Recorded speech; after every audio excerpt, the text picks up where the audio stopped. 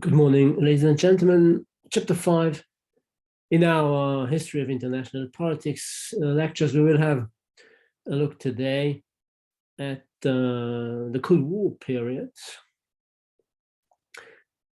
from 1945 to 1991, 1989, 1991, synonymous with the struggle opposing the Americans and the Soviets for the mastery in the world. In our last chapter last week, ladies and gentlemen, we saw that World War I that broke out in 1914 as a consequence of the parity phase between the somehow relatively declining United Kingdom, the relatively declining hegemonic power, the UK, and the rising dissatisfied challenger Germany, more specifically Imperial Germany, was the beginning of the end of the Pax Britannica, of the British order, together with World War II.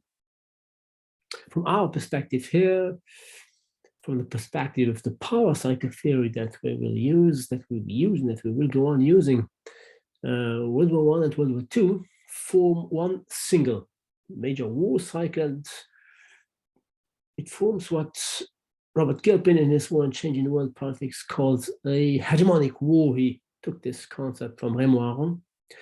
A hegemonic war, that is to say, a war opposing, by definition, major powers, and a war that, whatever its immediate causes, whatever its triggering events, whatever the aims pursued, the proclaimed aims by the belligerents, ends up giving birth to a new order, to a new system, to a new international society, which means also that the parity phase, in this case, will be a transition phase between the British order and the new one that will emerge after 1945, the American, characterized by the American preeminence. We also saw very quickly that America had managed to overcome Great Britain's economic resources as early as in the 1870s under the presidency of Ulysses Grant. But the US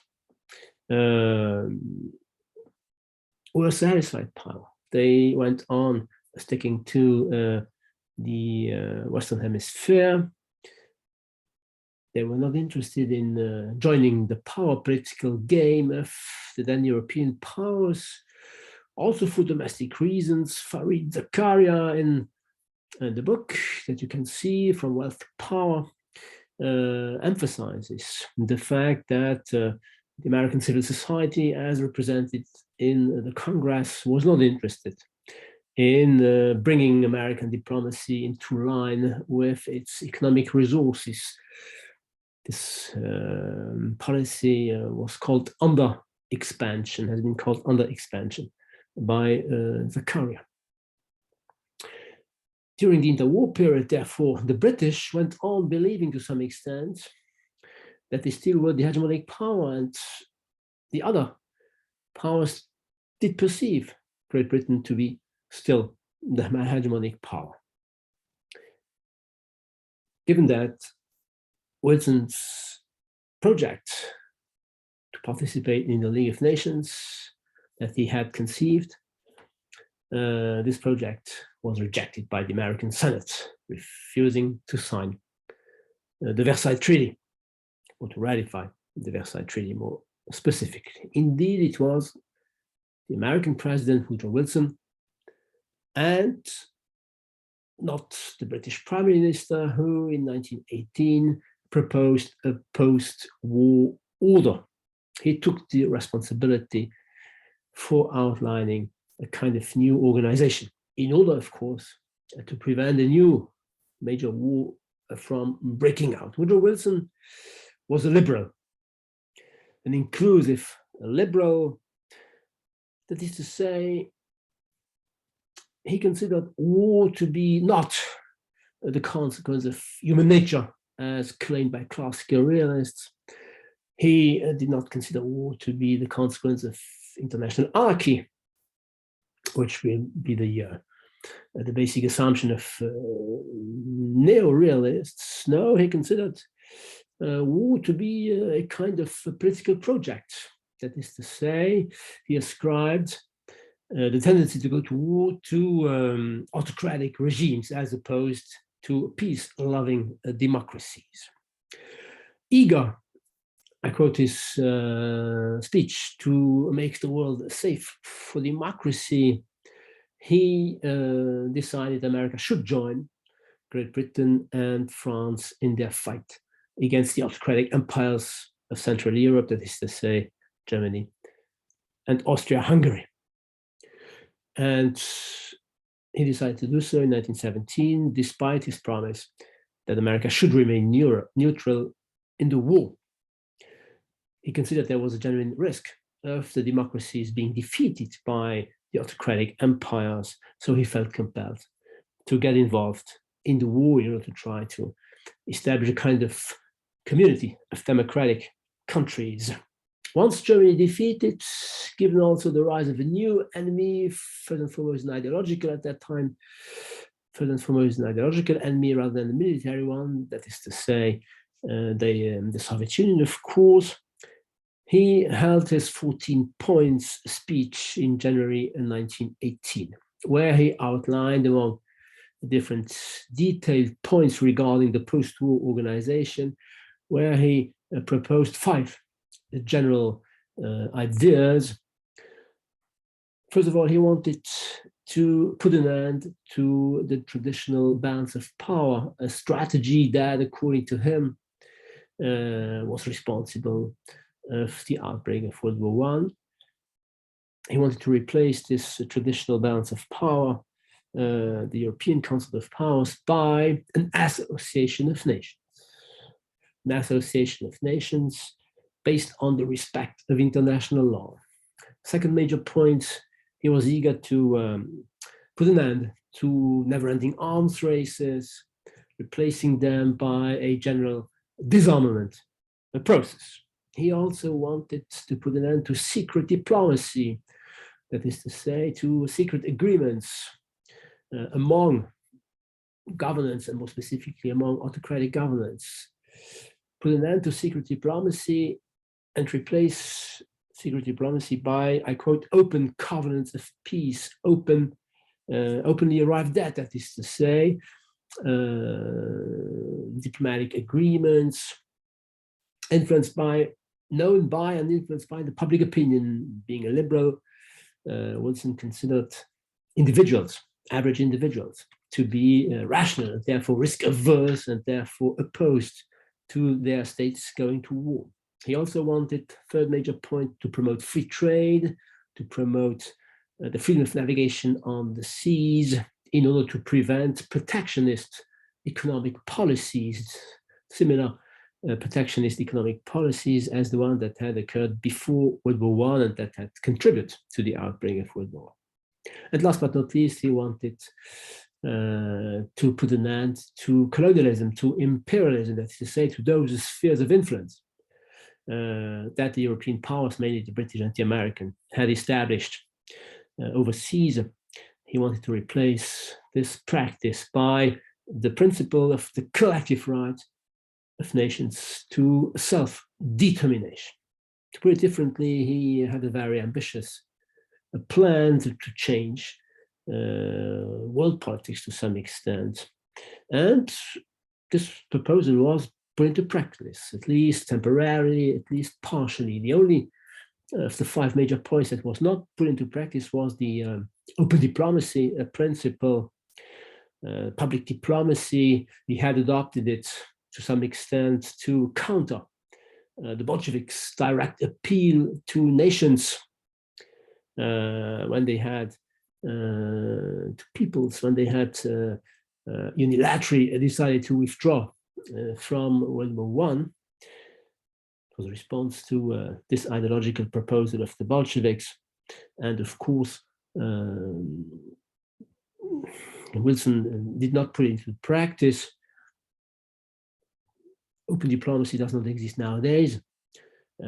as proven indirectly by the scandal provoked by WikiLeaks, when WikiLeaks published news leaks, diplomatic leaks, the reaction of the governments, starting with the American government, it was Obama and Hillary Clinton at that time, proves that there is no public or open diplomacy existing nowadays. A secret arrangements are still prevailing. Anyway, the other four major principles were somehow put into practice. The self-determination principle led to the independence of the Russian, of the Austrian, and of the Ottoman empires. The peoples within these empires became independent. Free trade indeed triumphed over protectionism, and the American currency, the dollar, replaced the British sterling as the international currency in order to promote international trade. Last but not least, a League of Nations was established.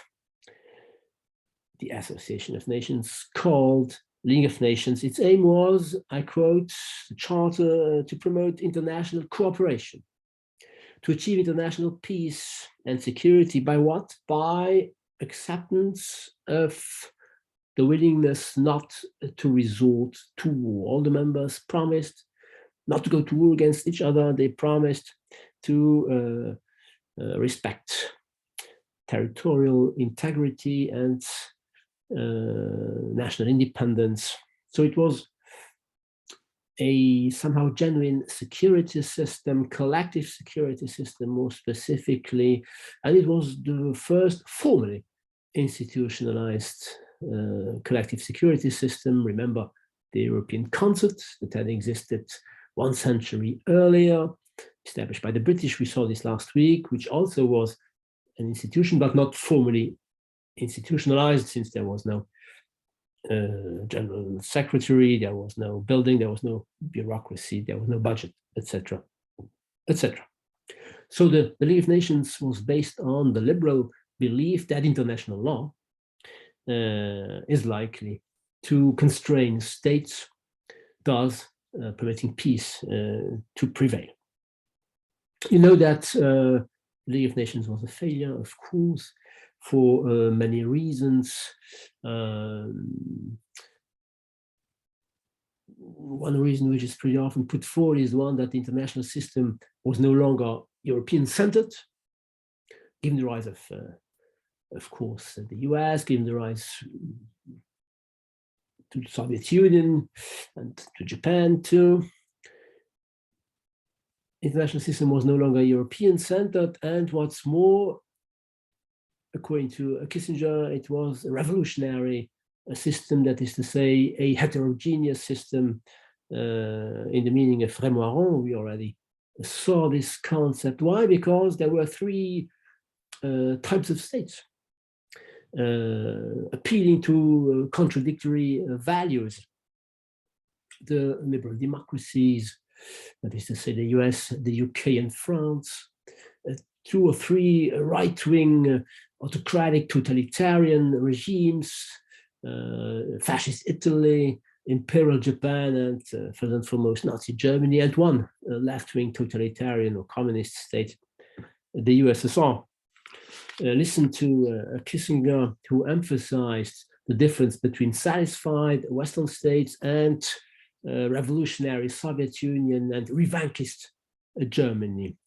2 overlapping, I quote, 2 overlapping and contradictory post-war orders were coming into being: the world of rules and international law, inhabited primarily by the Western democracies in their interactions with one another, and an unconstrained zone appropriated by the powers that had withdrawn from this system to achieve greater freedom of action, the Soviet Union and Nazi Germany. This opposition, ladies and gentlemen, reminds us the one that is prevailing nowadays, that has been prevailing during 2 or 3 decades after the end of the Cold War between Western liberal democracies and so-called rogue states in the 1920s, in the 1930s. The terms used were peace-loving nations, to quote Wilson.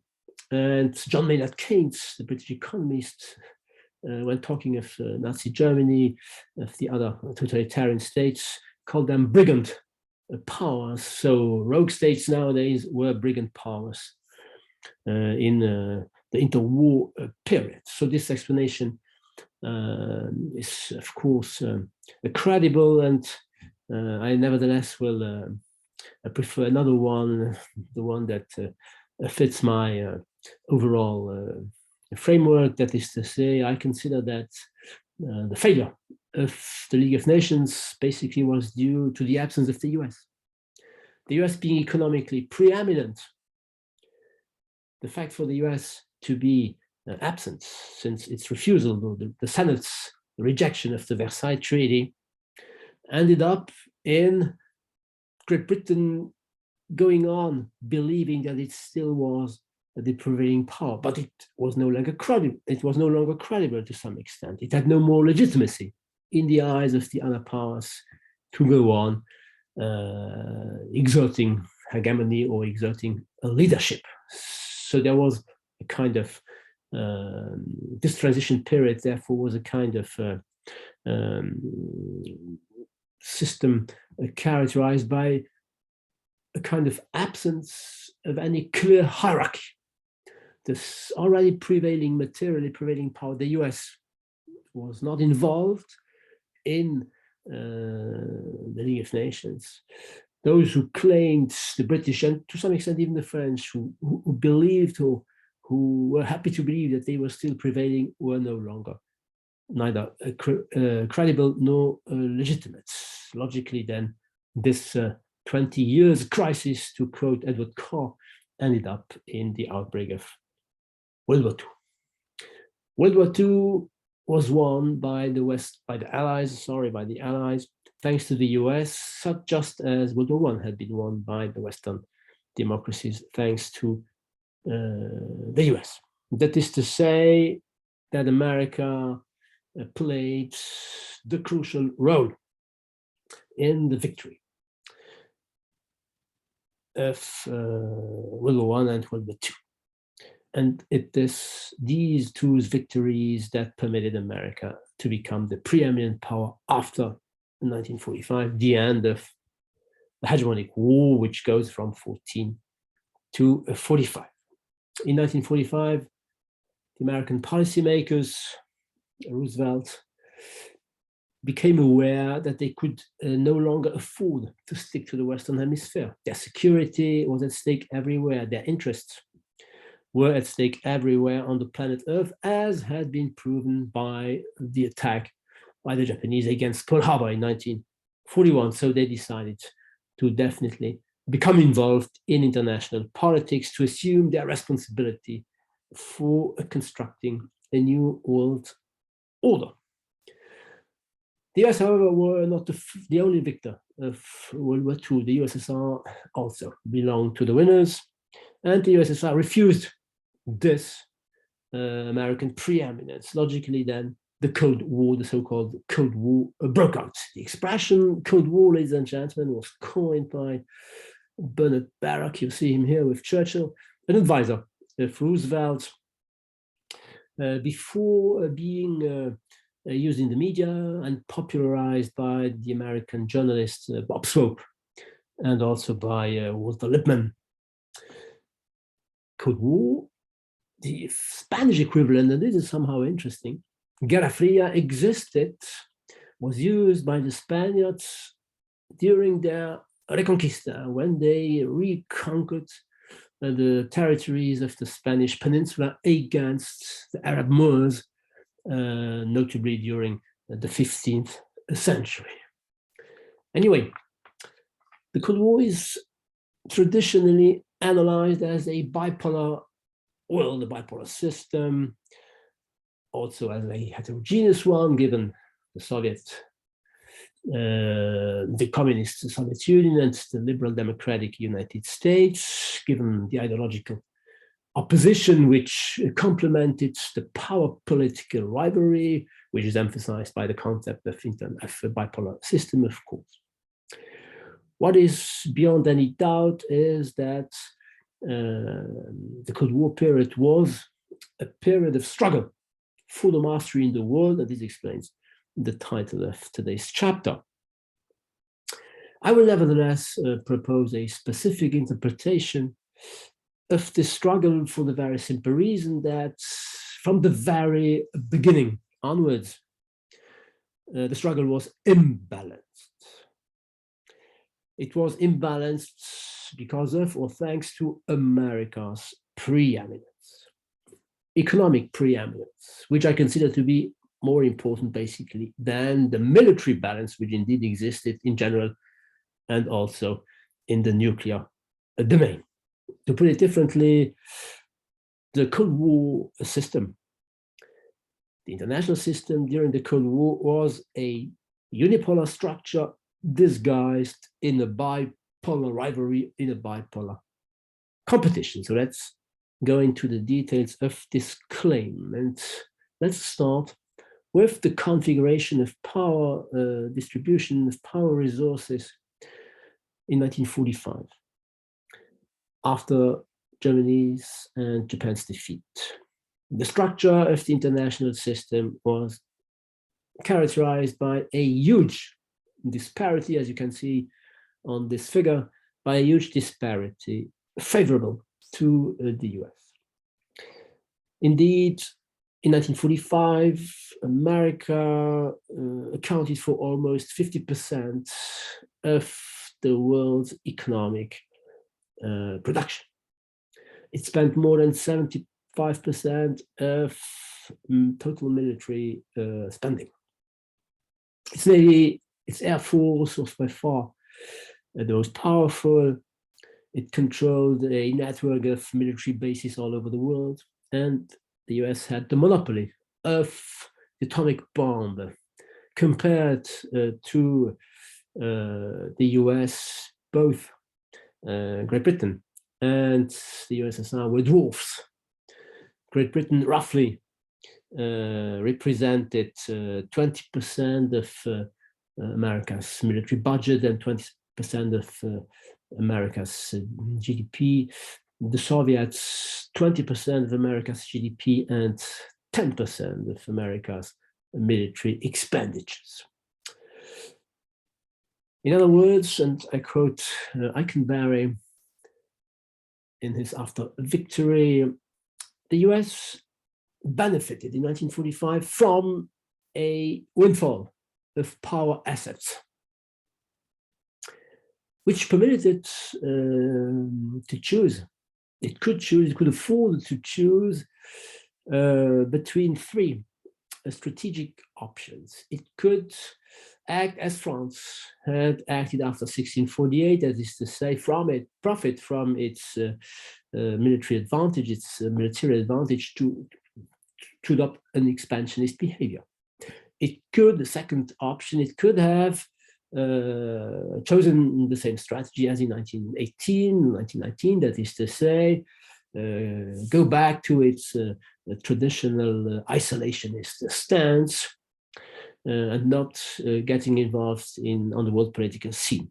Or, third possibility, it could do what the British had done in 1815, that is to say, it could use its power assets to shape a new world order and to consolidate this new world order on the long run by associating secondary powers to the profits of the system. Exactly what the British had done in 1815. We saw this last week.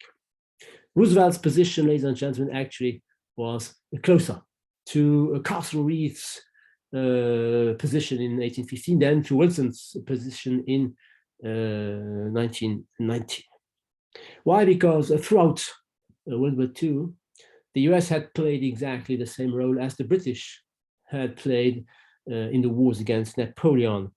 It had played the most important, the most prominent role in the fight against the enemies, the common enemies, Imperial Japan and Nazi Germany. Thanks to its economic and military resources, the US was able, of course, to shape the coalition's strategic initiatives, to set the agenda of the different military operations. The US decided that they should land in Normandy, that the Allies should land in Normandy on June 6, 1944, which means that up to then, the Soviet Union had to bear the most important burden of the fight against the German Wehrmacht.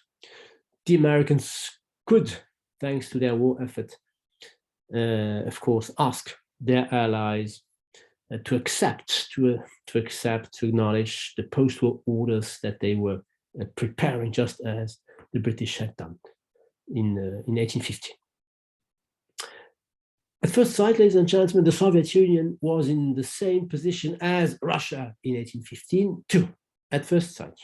Why? For the very simple reason that just as Russia had contributed to the defeat of France in 1815, Stalin's Soviet Union had contributed to, of course, the defeat of Nazi Germany by liberating the eastern part of Europe and by maintaining its troops in the eastern part of Central Europe. There was, however, a very significant difference between Stalin and Alexander I. Stalin was convinced that things were different from the past. Listen to what he said to Milovan Djilas, a friend of Tito, of Yugoslavia, who put it in his in a publication. This war, said Stalin, is not as in the past. Whoever occupies a territory also imposes on it its own social system. Everyone imposes his own system as far as his army can reach. It cannot be otherwise. Stalin therefore opposed his post-war plans to the ones of Roosevelt, and though, I quote Paul Kennedy in his Rise and Fall of the Great Powers, still the Soviet Union was economically poor, deprived, and unbalanced, Stalin used all possible means to advance the Soviet Union's interests. And in 1950, the Soviet military strength, the military capabilities matched and even exceeded America's military resources. This was the origin of the arms race opposing the Soviet Union to the US throughout the Cold War. The US arms race in general, and the nuclear arms race more specifically, with the Soviet Union ending up possessing more than 40,000 nuclear warheads, a little bit less for the Americans. The arms race, ladies and gentlemen, the nuclear arms race throughout the Cold War was, we can say, that the most spectacular manifestation of the struggle for mastery in the world. The question we can ask in a more academic perspective is, when did the Cold War break out, and why did it break out, and why did it last that long? A lot of contending, of course, analyses were proposed, or explanations were put forward by different historians and international relations scholars regarding the origins of the Cold War. First of all, two speeches, landmark speeches, may be emphasized. First of all, Stalin's Bolshoi speech held on February 9, 1946, where during this speech, he opposed the capitalist imperialist system and the socialist or communist one. And according to Stalin, no coexistence was possible, no peaceful coexistence was possible between the two. The capitalist system, I quote, of world economy conceals elements of crisis and war. Why? Because the development of capitalism proceeds through a crisis and catastrophes. So we communists, I put myself in the mind of Stalin, cannot but fight against capitalism. This speech was followed less than 1 month later by Winston Churchill's famous Iron Curtain speech in a discourse held at the University of Missouri in Fulton. He was no longer prime minister. He had been defeated by the Labour Party, Clement Attlee. So he held lectures, notably in the US. This is what he said in Fulton, 1946, March the 5th, from Stettin in the Baltic to Trieste in the Adriatic. An Iron Curtain, and this is the reason why the speech is called the Iron Curtain speech, an Iron Curtain has descended across the continent. Behind that line lie all the capitals of the ancient states of Central and Eastern Europe, also Berlin, Prague, Vienna, Budapest, Belgrade, Bucharest, and Sofia. All these famous cities and their populations around them lie in what I must call the Soviet sphere. Two significant speeches, of course, various political decisions, various political actions and undertakings contributed to the outbreak of the Cold War. First of all, the Comintern, the creation of the Comintern by Stalin, the Third Communist International, which went back to Lenin, had been dissolved by Stalin when he transformed the war against Nazis into the Great Patriotic War. So he no longer emphasized the communist ideology in order to create the national unity against the Nazis, of course. So given that there was no more a third international communist movement, he created the Comintern. The aim was to spread communism in the Western non-communist countries, notably in Italy and in France. Creation of the Comintern and the different coups that took place in Eastern Europe, where the communist parties gradually excluded all non-communists from the central governments in Czechoslovakia, in Poland, in Bulgaria, etc., etc. The last coup occurred in Czechoslovakia in January, February 1948. So Soviet undertakings, but also American undertakings, of course, the Marshall Plan, with which the Americans tried to permit European countries to recover economically, and the adoption by the US of the containment strategy recommended by George Kennan, Mr. X, the containment strategy, which was put into practice for the first time very concretely in the Greek Civil War, where the Americans replaced the British, no longer able to do that. The Americans intervened in order to permit the then pro-Western Greek governments to defeat the communist guerrilla. The communist guerrilla, of course, financed, sponsored, and supported by the Soviets. Last but not least, the Cold War is likely to have broken out either in Central Europe because of the German question, but also in the Far East.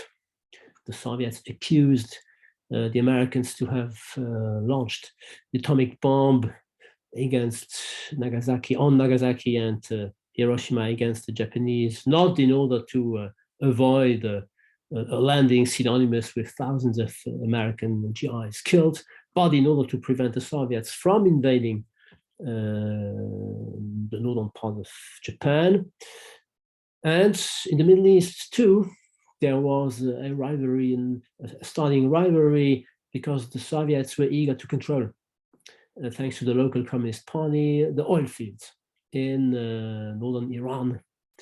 And so the Americans and the British also at that time helped the Iranian government to contain precisely any communist expansion in North Iran. So different events from, I would say, the beginning of 46 up to 48, until the Cold War became the characteristic of the immediate post-World War II order. It lasted for a long decades, 4.5 decades. The question then that can be asked is, how can we explain that it lasted that long? That is to say, what are beyond the immediate triggering events that we saw? What are the basic reasons of the basic causes of the Cold War?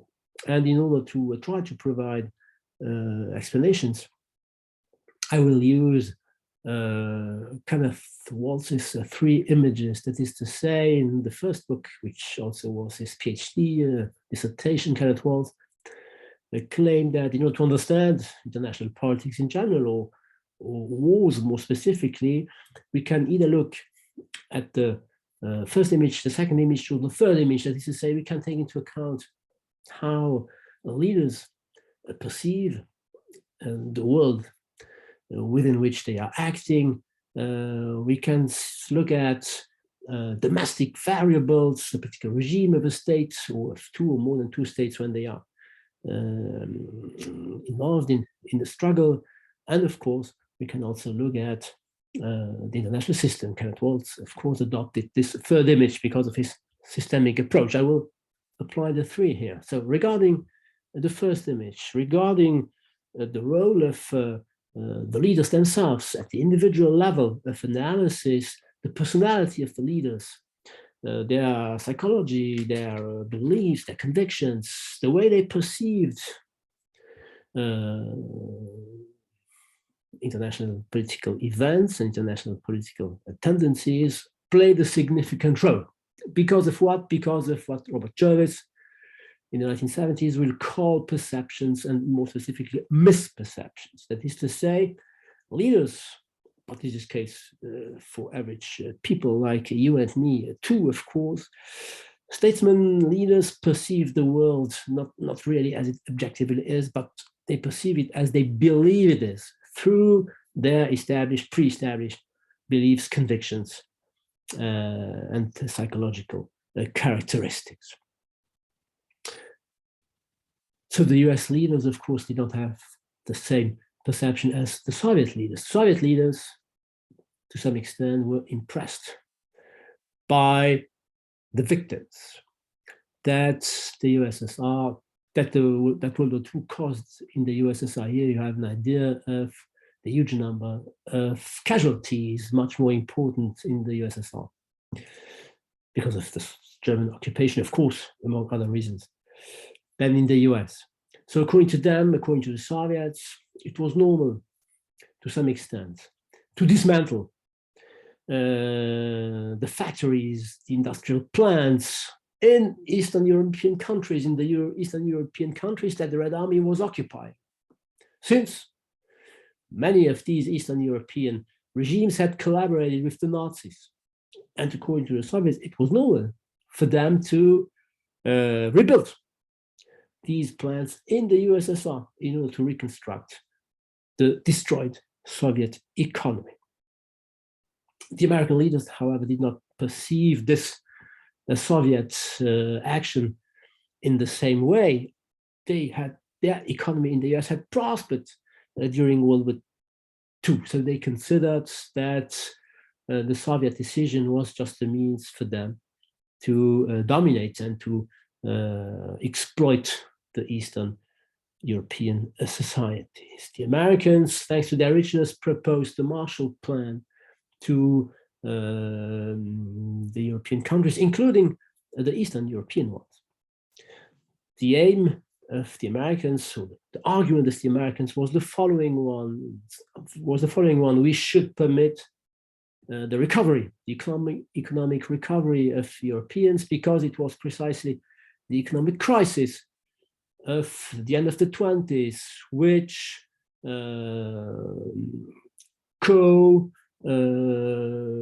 contributed to the arrival of fascist Nazi regimes in Germany, yes, and in Europe more generally, which then ended up in World War II. In order to prevent a similar process, we must permit Europeans to recover economically. But the Soviets, once again, so they gave the money to the Europeans. Soviets, however, perceived this action completely different. All the more so it was proposed to the Eastern Europeans too, which was a provocation for the Soviets.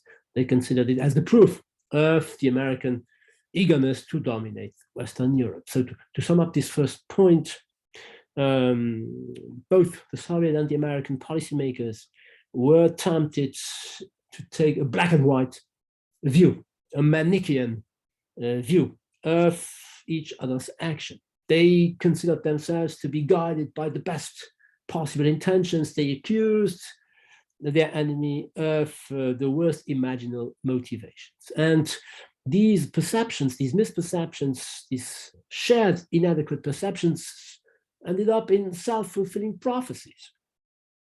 When the Western Allies created the North Atlantic Treaty Organization in 1949, they perceived this alliance to be defensive. They perceived it to be defensive because the Soviet Union already had occupied all the Eastern European countries that the Red Army had liberated.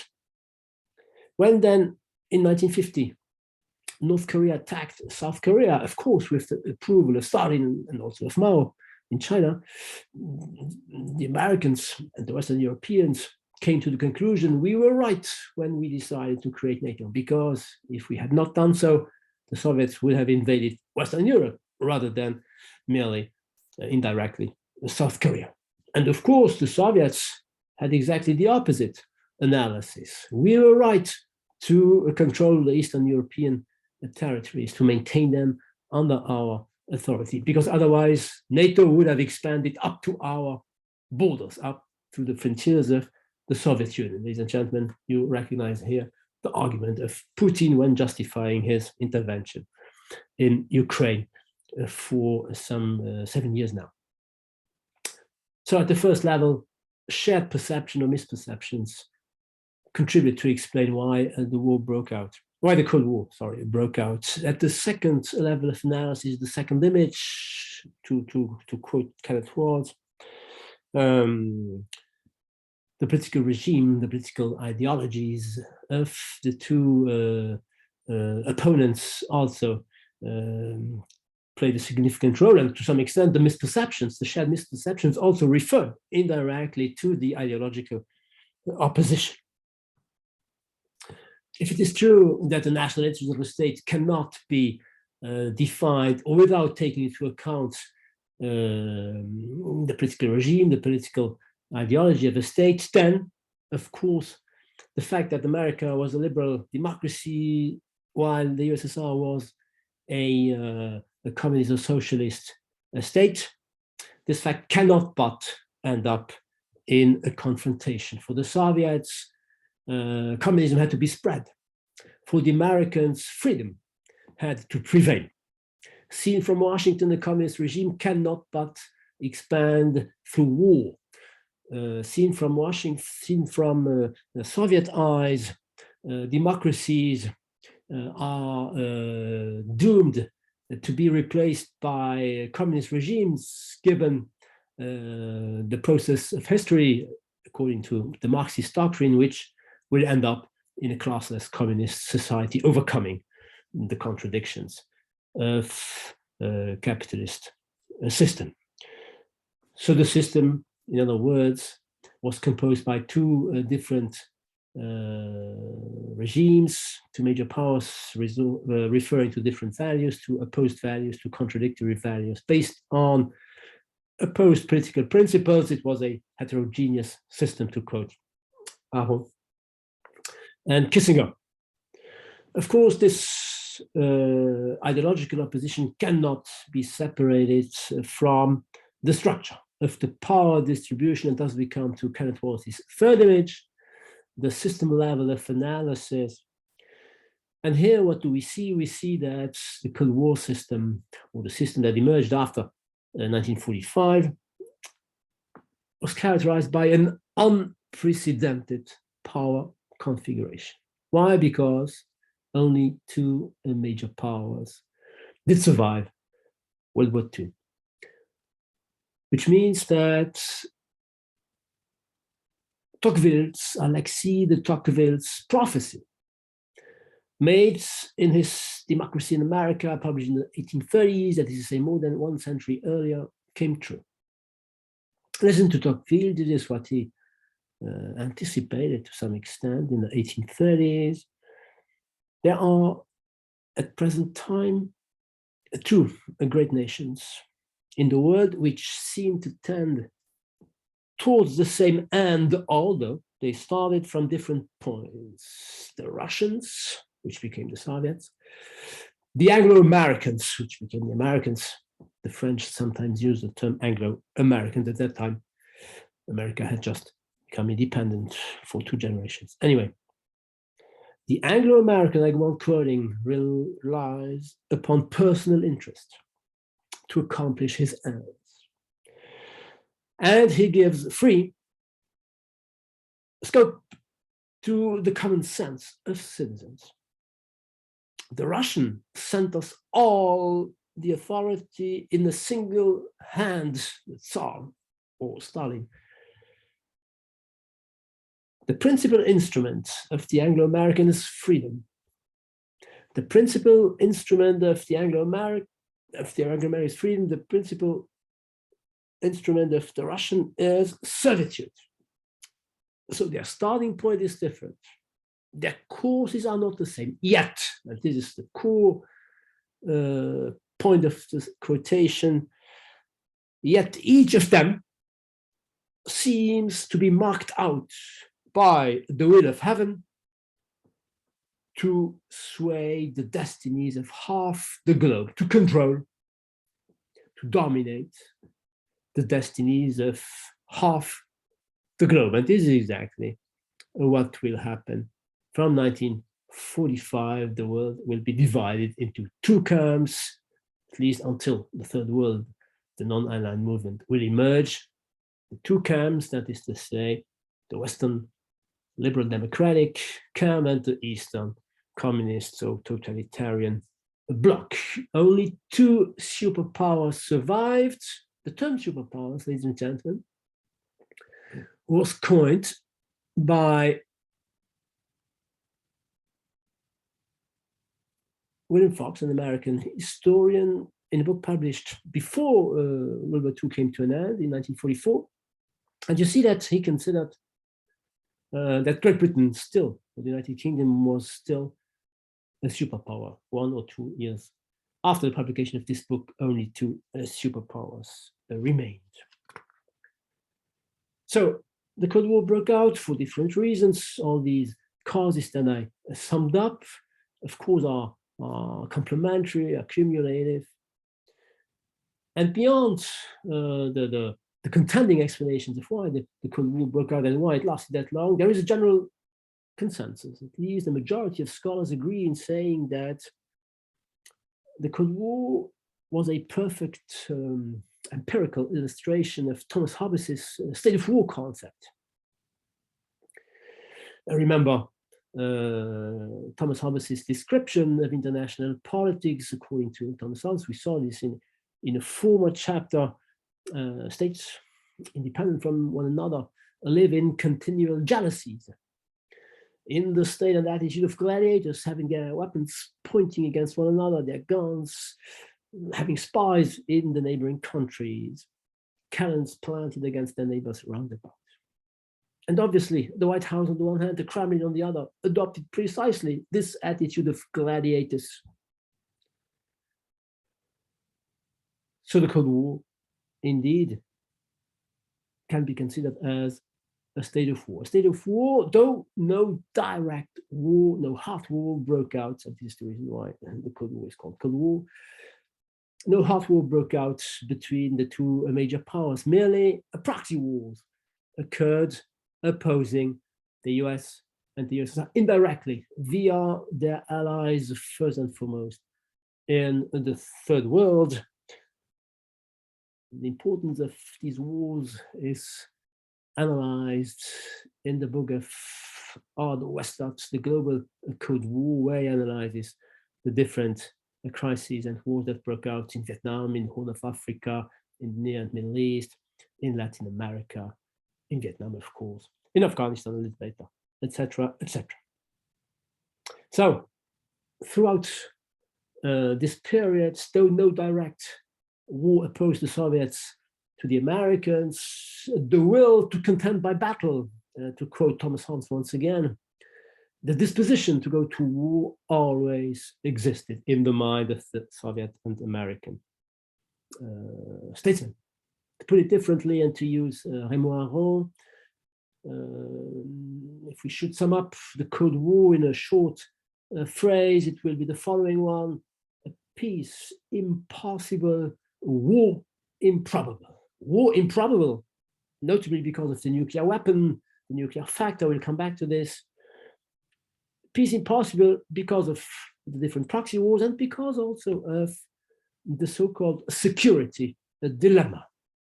Security dilemma, both the Americans and the Soviets were caught in what, ladies and gentlemen, is the security dilemma. It is a realist concept which goes back, which was coined in the 1950s by John Hertz, the American classical realist, first in an article of 1950 and then a book in 1951, Political Realism and Political Idealism. The security dilemma is the fact for states, independent nation states, independent political units, to be afraid of being attacked by other states. Why? Because of anarchy, because of the absence of any central authority above states, because of the absence of any authority acknowledged by states above them. They are a sovereign. Since there is no authority above states, no state to some extent can trust any other state. Every state, each state is afraid of potentially, prospectively being attacked. So what do states do? They have to look for their security. This is what Kenneth Waltz emphasizes. In anarchy, security is the highest end. This is what he puts forward in his theory of international politics. Only, I quote, if survival is assured, can states seek after other goals, such as profit, power, tranquility. First and foremost, they must look for their security. The goal, the system, the anarchical system, encourages them to seek is security. So what do they do very concretely? We saw this, at least in a different context, in the previous chapters. They increase their military capabilities, of course, in order to be sure that they are ready to cope with an attack in the case such an attack takes place. However, and here then starts the mechanism called security dilemma. By increasing their military strength, they increase the fear that other states feel, all the more so if these other states had no intention at all to attack the first one. What do these other states then do? Well, they feel compelled to increase their military strength, their military capacities too. And this then is the security dilemma, to quote John Hertz's concept. Listen to John Hertz: wherever anarchy exists has arisen what may be called the security dilemma. The groups or leaders living in anarchy must be, and usually are, concerned about their security from being attacked, subjected, dominated, or annihilated by other groups. Striving to achieve security from such attack, they are driven to acquire more and more resources, more and more power, to escape the power of other states. This, in turn, renders the other ones insecure and compels them to prepare for the worst. Power competition ensues, and the vicious circle of security, power accumulation, insecurity, power accumulation, etc., is on. A vicious circle. The spiral starts, which means that at the end, nobody, never will feel safe. Because whatever states do, they will always feel insecure. Imagine state A increasing its military capacity. If state B does not react, it will be weaker and therefore it will not be safe. If it reacts, it will compel the other one to go on increasing, thus starting what will consist very concretely in an arms race. And of course, states are tempted to imagine the worst case scenario, so they will react to a first state increasing its military strength.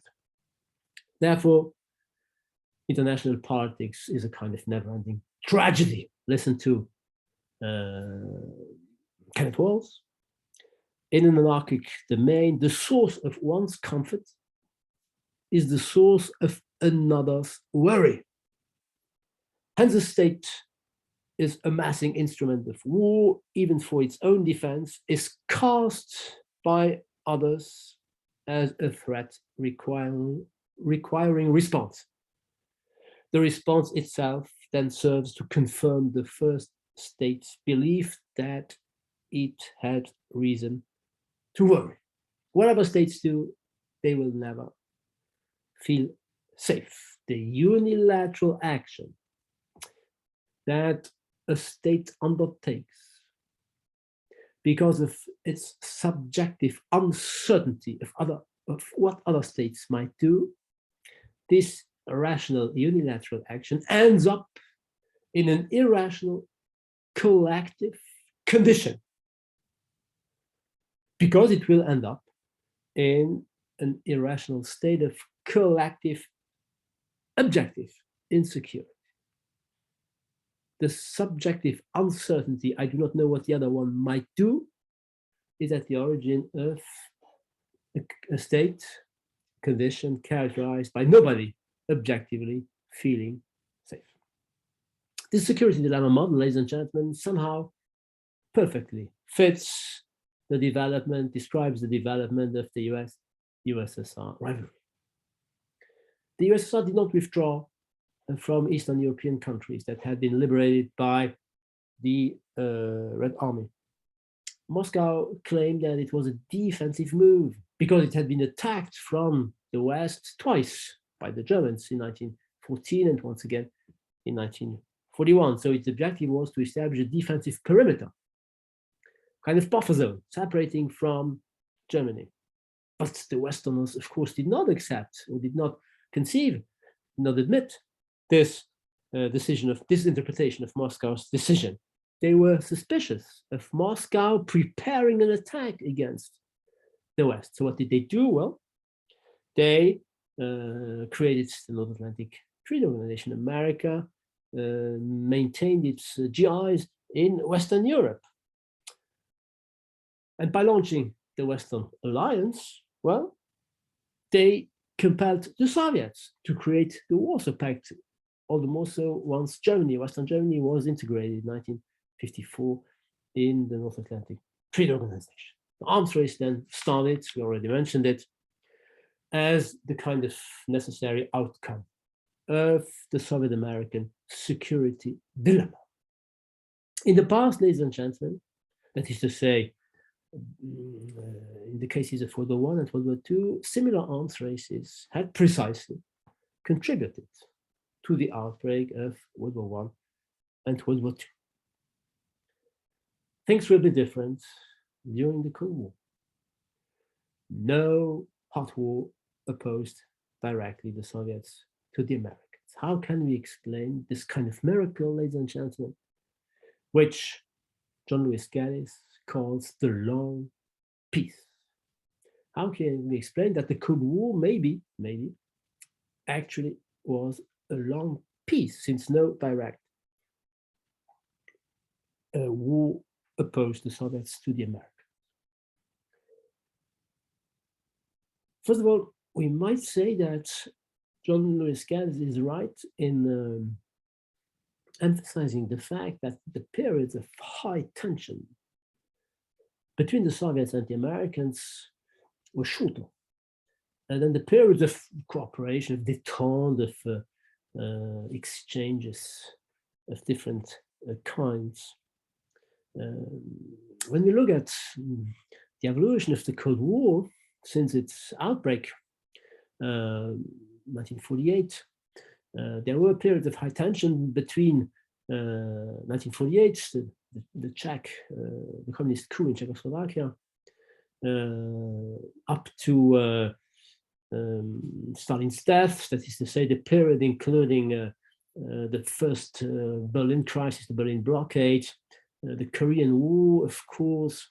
A second period of crisis broke out in 1958, the second Berlin crisis, with, of course, the construction of the building of the Berlin Wall, and it ended in 1962 with the Cuban Missile Crisis.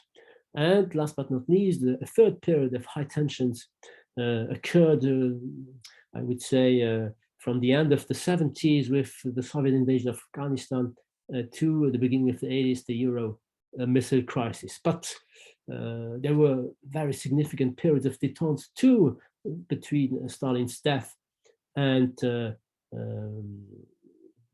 second Berlin crisis, after the Cuban Missile Crisis up to 75, 6, 7, 8, the Helsinki Conference, and of course, once Gorbachev came to power in 1985. So to some extent, the periods of high tensions were not more important, and actually were less important, quantitatively speaking, than the periods of détente, entente, and cooperation. So it is this fact which is underlined by Gaddis, who of course aims at proposing an explanation. And his analysis actually consists in combining two sets of explanations: structural factors, on the one hand, explain that the Cold War remained cold, and what he calls behavioral elements. So let's have a look at this synthetic explanation. First of all, Gaddis, and he shares his argument with Kenneth Waltz, his neo-realist approach. Gaddis emphasizes the fact that the Cold War was a bipolar structure. That is to say, there were two major powers as opposed to a multipolar structure, which had been the case in the past. We saw that during the 17th century and during the 18th century, multipolarity was synonymous with a balance of competition, a balance of conquests, and not of satisfaction. Conversely, then, according to Gaddis and according to Waltz, bipolarity is more stability prone. Why? Because there are two major powers only. So it's easier for them to control one another.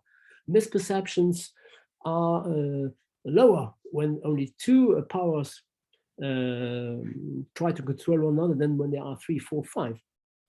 And what's more important, what is even more significant, is the fact that there is a significant gap between the two major powers and their respective allies. That is to say, when an ally betrays the major power, there is no impact upon the major distribution, the global distribution of power resources, because the majority of power resources, economic and military, are concentrated in the hands of the two major powers. And to some extent, this is corroborated by the then empirical reality when France decided to withdraw de Gaulle from the unified military command of NATO in 1966. The Western camp was not weakened. When China no longer was a loyal ally to the Soviet Union towards the end of the 60s, the overall military capacity of the USSR was not weakened either. So a bipolar system, according to Gaddis and Waltz, is a simple structure, and therefore more stability prone than a multipolar one.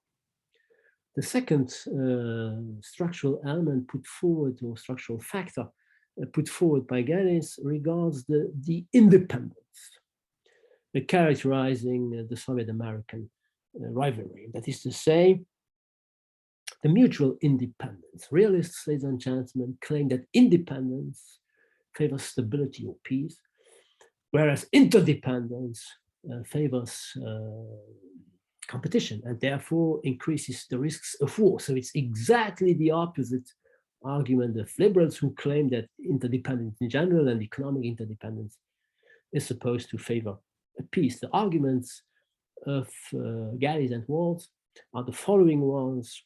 First of all, Gaddis here, more specifically, there is a geographical independence. That is to say, there is no direct contact. But in the Soviets and the Americans, there is no common border. And indeed, when we look at wars almost systematically break out among neighbors. In the past, France and Spain, France and Austria, France and Germany, Germany and Poland, Poland and Russia, North Korea today, South Korea, Ethiopia and Eritrea, Serbia and Croatia, etc., etc. It is logical to some extent that there is a greater risk of war among neighbors than among states that are not geographically contiguous. And the US and USSR are not geographically contiguous, and their blocks were separated, for instance, by the Berlin Wall or by the demilitarized zone separating North from South Korea. So no direct contact, mutual geographic independence, mutual economic independence too, because they were based on two different economic systems. And therefore, to some extent, were self-sufficient. There was almost no trade or very amount of trade between the two major powers starting in 1964. According to realists, if there is no economic interdependence, there is no risk of economic rivalries, aggravating political, strategic rivalries. And last but not least, there was a kind of psychological distance because there was no contact among the citizens.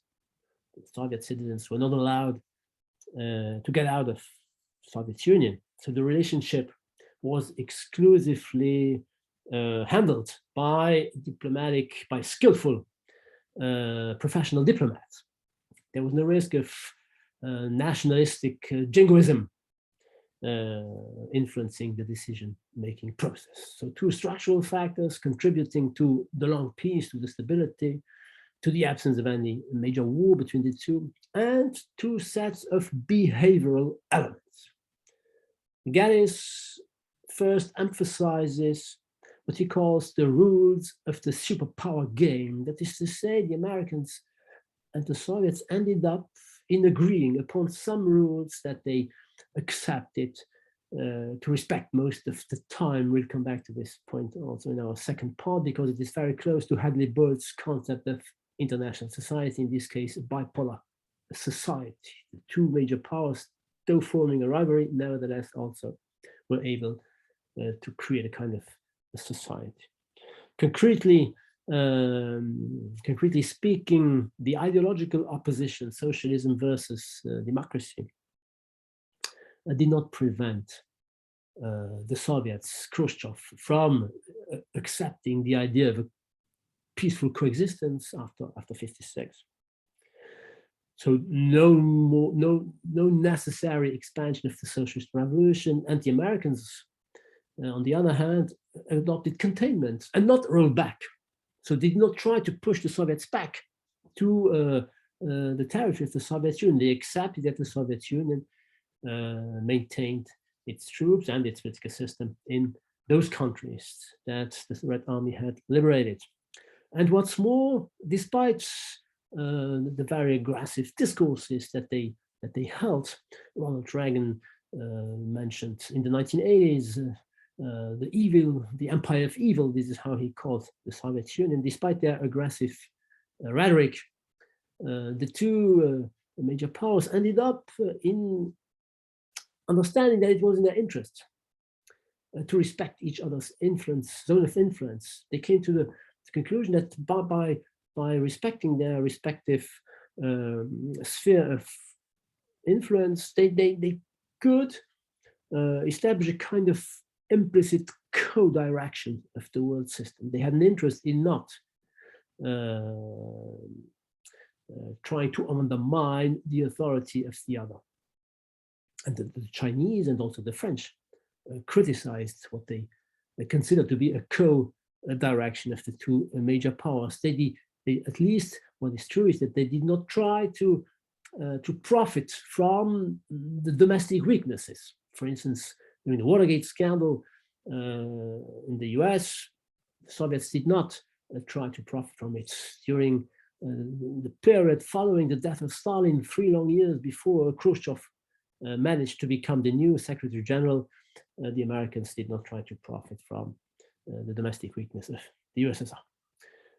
The rules of the superpower game, first set of behavioral elements, and the second set of behavioral elements emphasized by John Lewis Gaddis is the nuclear revolution. First and foremost, the long peace was a long nuclear peace. That is to say, thanks to the nuclear weapons, the Americans and the Soviets ended up adopting a moderate, prudent behavior. The idea is the following one. According to Gaddis, the nuclear weapon have a sobering effect. That is to say, the statesmen of the two major powers could no longer be optimistic when considering war as a possible instrument of their foreign policy. In order for war to be launched, a statesman must be optimistic somehow. That is to say, they must expect that they win the war, or at least they must hope that in the case they lose it, the negative consequences of this defeat will not last too long, neither for themselves nor for their country, for their population, of course. Such an optimism, according to Gaddis, was possible in the past. It is no longer possible since the nuclear revolution. Why? Because of the potential death of mankind, the potential suicide of mankind in the case of nuclear weapons being used, because of the huge destructiveness of nuclear weapons. So the sobering effect incites leaders, in this case the American and Soviet statesmen, to act prudently. The crystal ball that they have, permitting them to foresee their own potential death and even the death of humanity, ends up inciting them to behave prudently. A nuclear war would have too high a cost. There is no more rational link between a political objective pursued and a nuclear war as an instrument to obtain it, and therefore the Cold War remained cold. There was no possibility for the two powers to resort to this war. It is Raymond Aron's expression, guerre improbable, war improbable. This explanation, ladies and gentlemen, of course, is pretty convincing. It is one of the elements explaining why the Cold War did not break out, did not escalate into a hard war. But being a political scientist, nobody's perfect. I somehow refuse to acknowledge the primacy of technology upon politics. That is to say, just as Karl Leiber in the book War and the Engineers, I agree in saying that it is politics which dominates technology. That is to say, politicians end up using technology for their political objectives. They are not submitted to technological facts. Otherwise, it would be the end of agency to some extent. And therefore, I propose another explanation of why the Cold War remained cold, and this explanation is one that I alluded to at the very beginning.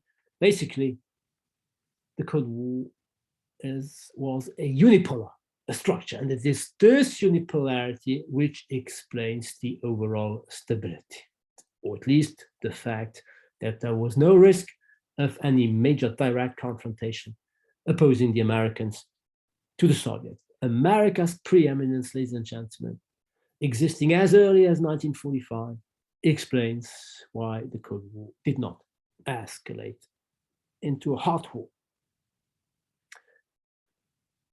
Indeed, if you look at the arms race that we already mentioned, if you look at the arms race and the nuclear arms race, it can be analyzed in two ways, and it has been analyzed differently.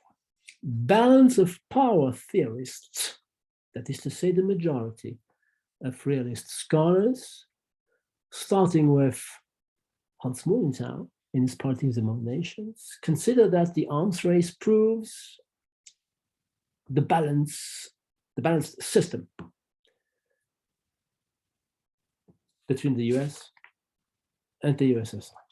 That is to say, according to Morgenthau, Kissinger shares the same analysis, the Americans increased their military capabilities and created an alliance, internal and external, balancing, in order to cope with the Soviet threat. Listen to Morgenthau, page 204 of Politics Among Nations. The Western alliances have since the late 40s, NATO was created in 49, have since the late 40s pursued the objective of putting a halt to the imperialistic expansion of the Soviet Union through the creation of a new world balance of power.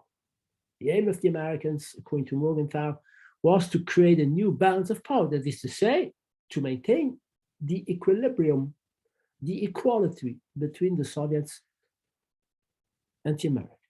The problem, I think, with this statement is that, well, it forgets or neglects or ignores that at the very beginning, we saw this, the Americans were by far prevailing. There was no balance, but an imbalance. I therefore prefer the other analysis put forward by realists, a minority of realist power cycle theorists, such as Kirpin. The aim of the Americans was not to maintain the balance, but to maintain the imbalance. That is to say, they wanted to maintain the gap, separating them from the Soviets. And the Soviets wanted to catch up. So they wanted to put an end to the imbalance by obtaining what power cycle theorists call a parity, rather than a balance. So the Cold War arms race, and more generally, the Cold War rivalry, can be analyzed as a kind of struggle between the dominating Americans and the Soviets eager to match America's resources, to catch up with America's strengths, with America's material power. America wanted to prevail, to maintain a hierarchy, the prevailing hierarchy.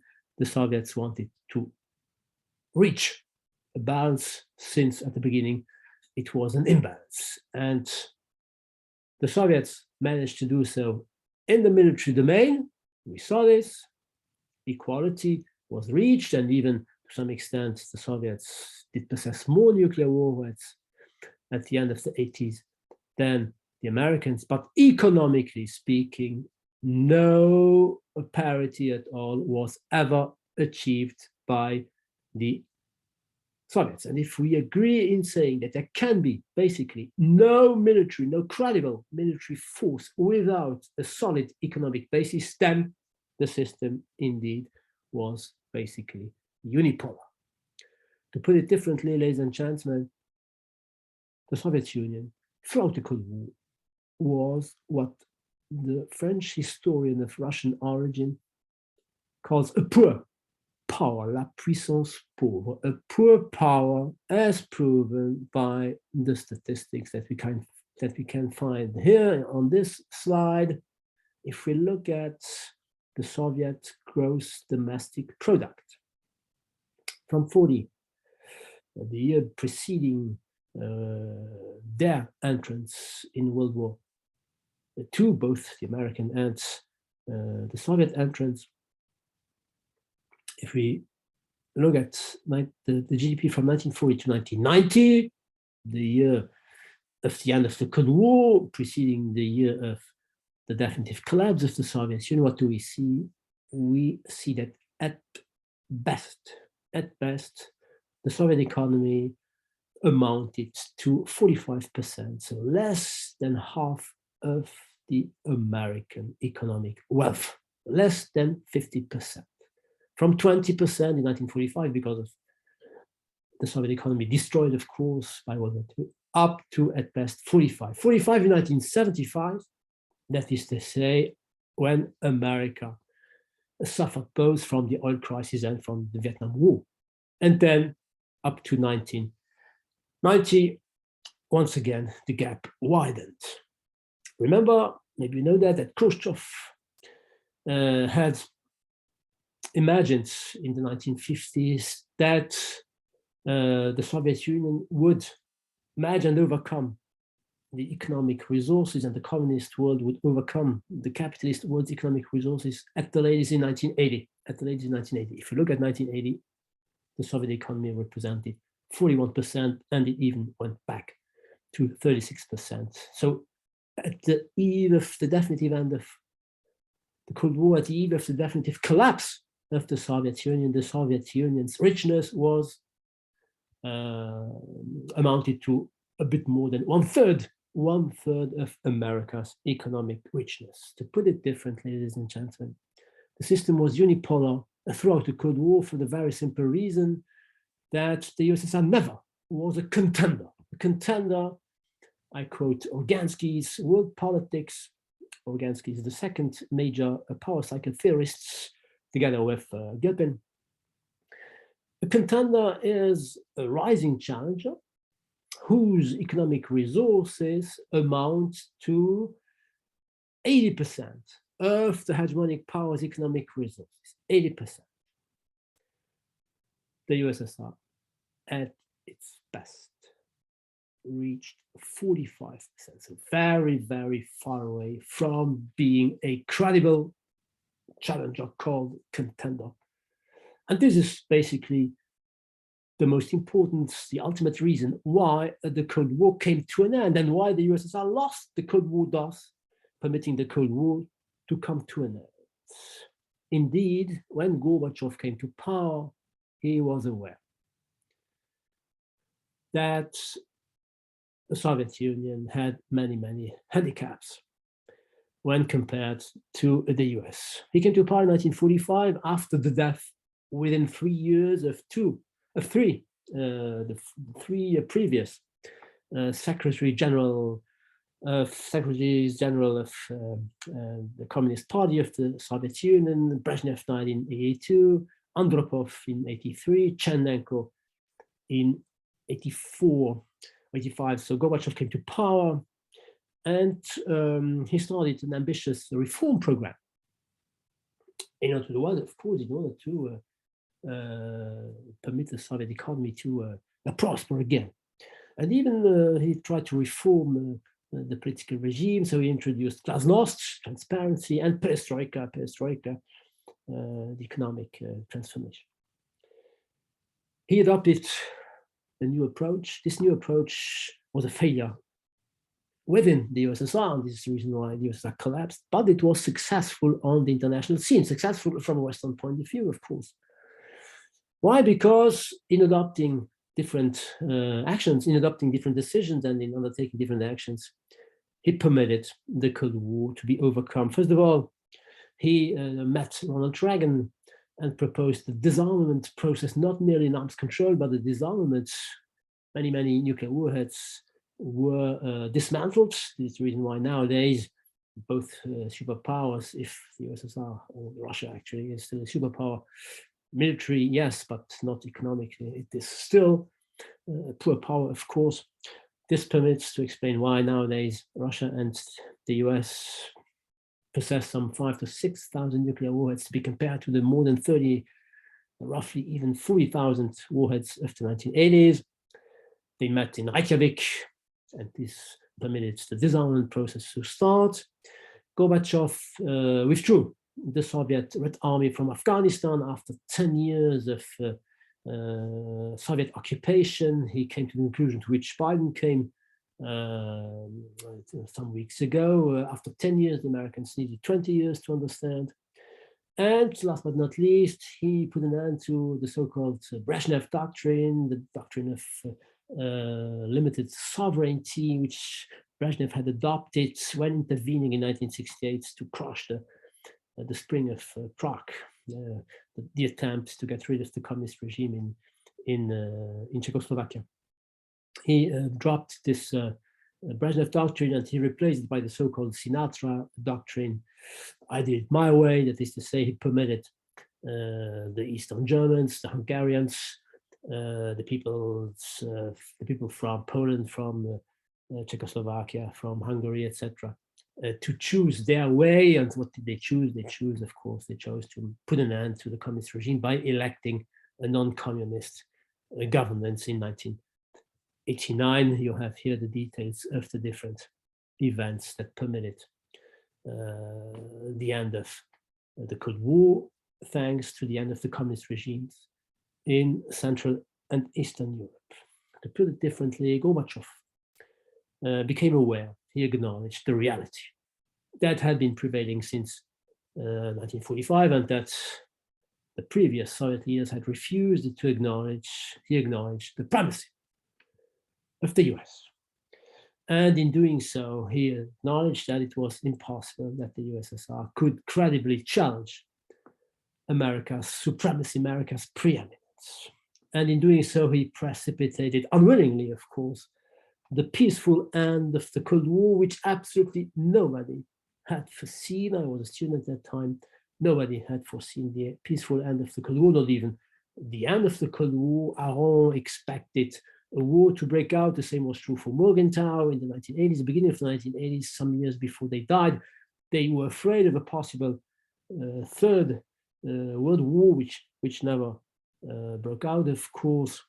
And we now know, ladies and gentlemen, that it was thanks to the basically unipolar structure that the Cold War remained cold. This unipolar structure, of course, will be explicitly recognized by everybody after the end of the Cold War, after 1991, when a new order will emerge, and we will analyze this new order, of course, in our next chapter. Thank you very much, ladies and gentlemen, for attending today's class. Hope to see you again next week. I wish you a great day. Goodbye.